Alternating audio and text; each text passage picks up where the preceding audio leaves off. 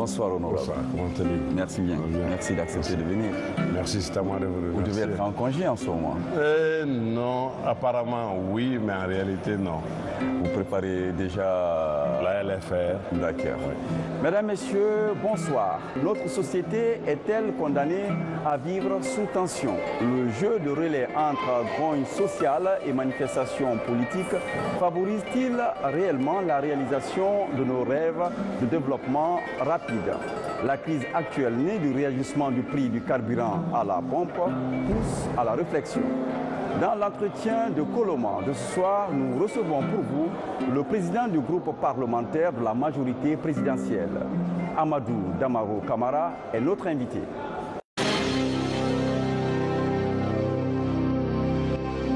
Monsieur le président du groupe parlementaire, vous êtes un représentant du peuple selon le principe démocrate, donc appelé à défendre, à parler au nom de ce peuple-là. Sauf que dans la crise actuelle, on vous entend moins. C'est d'autres entités sociales qui s'expriment au nom du peuple. Pourquoi d'abord ce silence?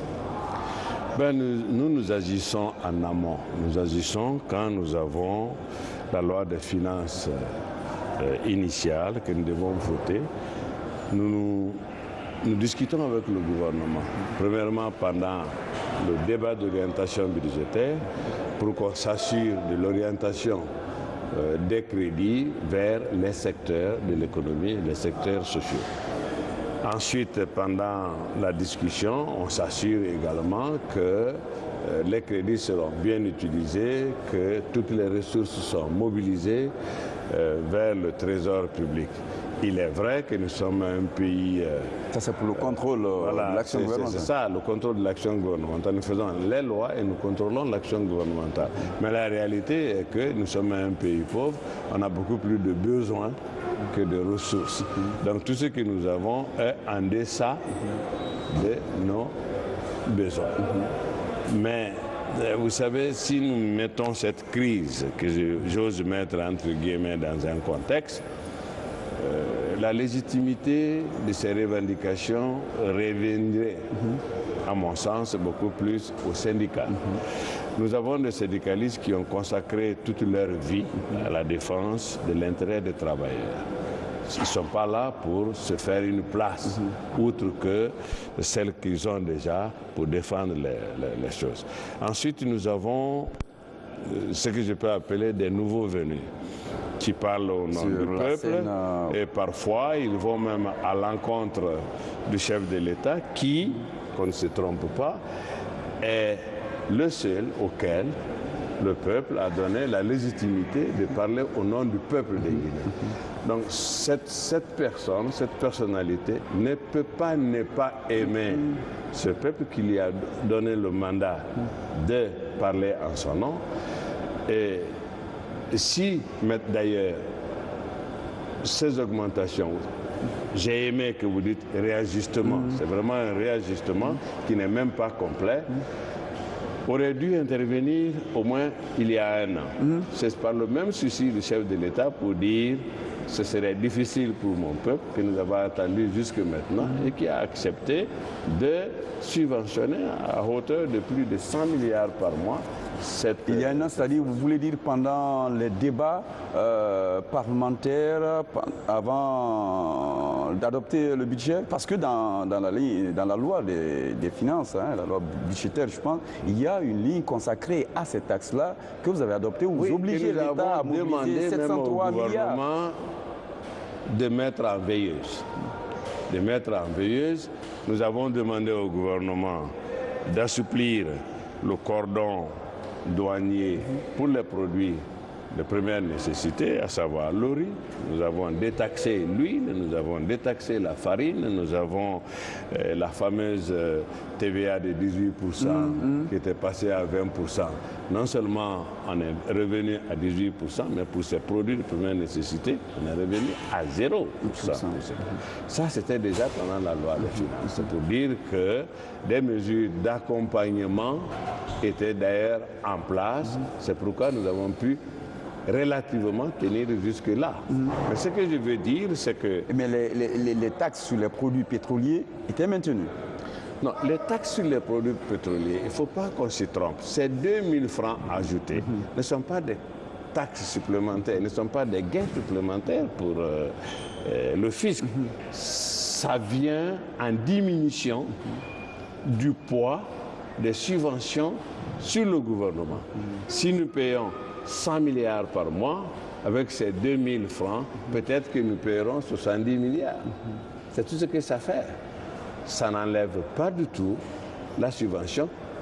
La subvention serait annulée ou équilibrée si on se mettait au niveau du prix des pays voisins. Autrement. Sierra Leone, par exemple, qui est aujourd'hui, avec le cours de la Léone, est aujourd'hui à 11 300. Au Mali, c'est 11 550. En Côte d'Ivoire, c'est 11 200. En Guinée-Bissau, c'est autant.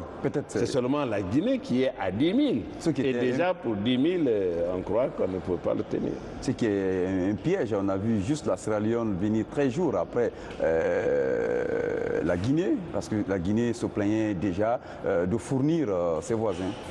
Oui, mais je crois que nos syndicalistes, ou même ces nouveaux acteurs que j'ose appeler opportunistes, qui viennent parler au nom du peuple, il y a quelque chose qui échappe au peuple dont ils ne parlent pas. Imaginez-vous que sur les 100 milliards que nous payons comme subvention, au moins 30 à 40 milliards vont pour combler le déficit entre la consommation et l'importation des pays voisins. Je prends Kouré Malé, qui est un point frontalier avec le Mali. Dans ce village, il y a 11 stations de carburant. 11 stations, pourquoi? C'est pour aller au Mali. Et à juste raison, une citerne de 40 000 litres vendue à Kouré Malé à raison de 8 000, c'est 320 millions. Mais vendue juste quelques kilomètres plus loin vers le Mali, c'est à 462 millions, ce qui fait 142 millions sur une seule citerne de 40 000 litres. C'est un bon business alors. C'est un commerce qui est devenu une filière, qui est la filière à laquelle beaucoup sont intéressés depuis qu'on a créé jusque le point frontalier. Et on se rend compte, prenez Koya à Pamala, mais c'est 50 à 60 km. Vous avez plus de 20 stations sur l'axe-là. Pendant ce temps, entre Kankan et Kiroane, c'est 145 km. On a une seule station. Entre Kiroane et Beila, c'est 115 km. Il n'y a pas une seule station.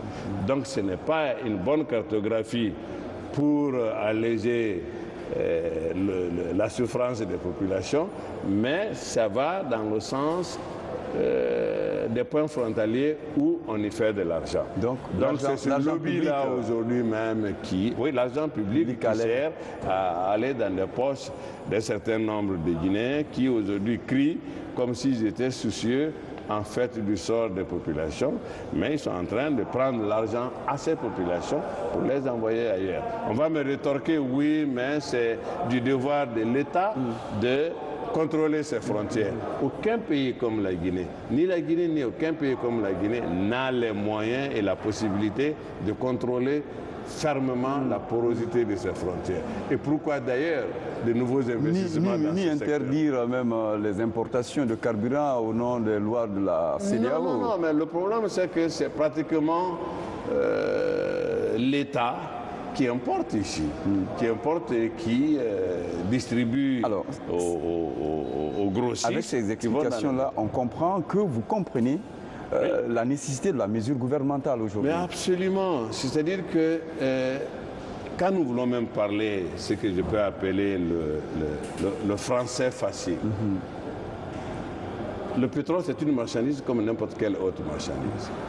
Quand on l'a acheté à 10 000, on vend à 8 000, après ça devient 11 000, on continue de vendre à 8 000, quand ça atteindra 15 000, on est obligé de dire, écoutez, je ne peux plus continuer de vendre à 8 000 parce que je n'ai plus les moyens de porter, de supporter ce différentiel qui est devenu lourd, qui aurait dû servir à autre chose. Pourquoi voulez-vous que l'on paye 700 milliards en 6 mois et que 300 de ces 700 milliards soient pour financer le déficit de consommation des pays voisins. Nous sommes en période de congé pour la plupart de vos collègues, députés, donc c'était une occasion de mettre à profit pour expliquer peut-être certaines mesures aux populations. Bon, je crois qu'il y a peut-être manqué de la pédagogie pour faire comprendre à ceux qui sont directement intéressés, même si le Premier ministre a demandé aux syndicats de se rencontrer, mais pour un problème de calendrier, nous ne pouvons pas travailler les samedis, nous ne pouvons pas nous réunir le dimanche, et le Premier ministre avait la date butoir de ceux qui nous donnent l'argent, justement pour nous permettre de pouvoir payer, même si c'est peu, ces salaires à ces travailleurs, nous disent, sans ces augmentations, nous ne pouvons plus continuer de vous assister. Ça, c'est un autre aspect. Vous voulez dire qu'ils étaient dans un dilemme entre la pression internationale... Non, ce n'est pas... La Guinée n'a pas les moyens de son développement. Le Fonds monétaire ne nous donne pas de l'argent. Mais le Fonds monétaire est un cutus pour dire à ceux qui ont l'argent, vous pouvez y aller, la gestion est normale. C'est de cela qu'il s'agit.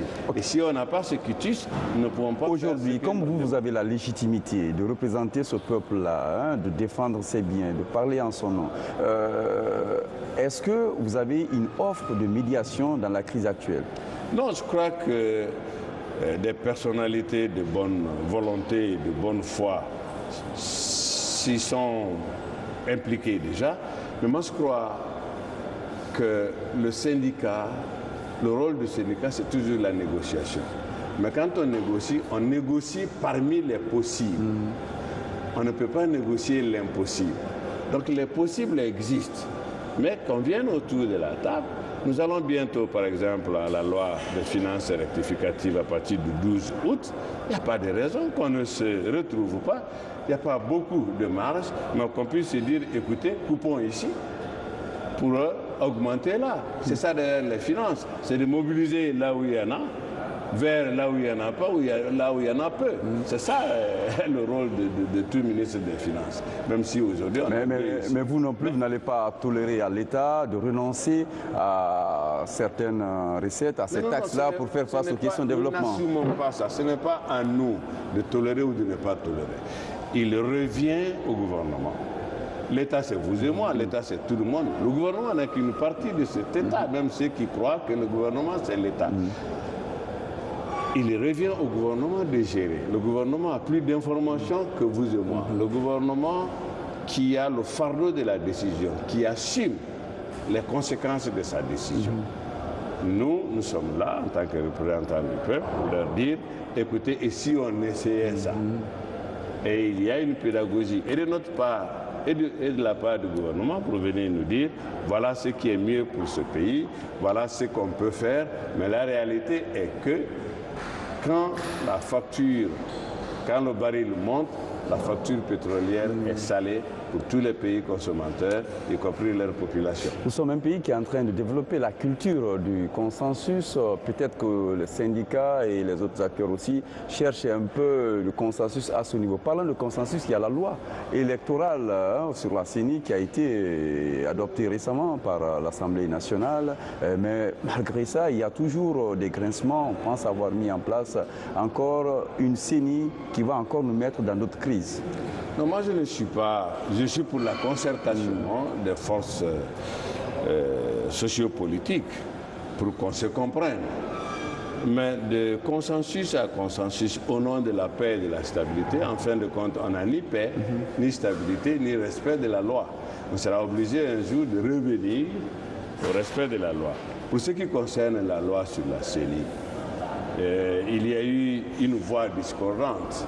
Et pour cause, c'est un monsieur, un député qui n'était pas content parce que tout simplement, quand on a mis des critères pour être membre de la CENI, il y a 99,9% de chances que son épouse, qui est commissaire, n'y soit pas la prochaine fois. Et par l'aura politique de son parti, je ne crois pas aussi qu'avec la suppression du plus fort reste, que son parti ait la possibilité d'avoir un député à l'Assemblée. Nous avons fait quelque chose que nous avons considéré un peu mieux que ce qui existait. Nous avons eu un atelier qui a comparé les CENI, enfin les organes électoraux du Cameroun, du Burkina, du Sénégal et de la Guinée. Nous nous sommes rendus compte que notre CENI était la plus budgétivore, la plus lourde dans sa structure que dans la sous-région.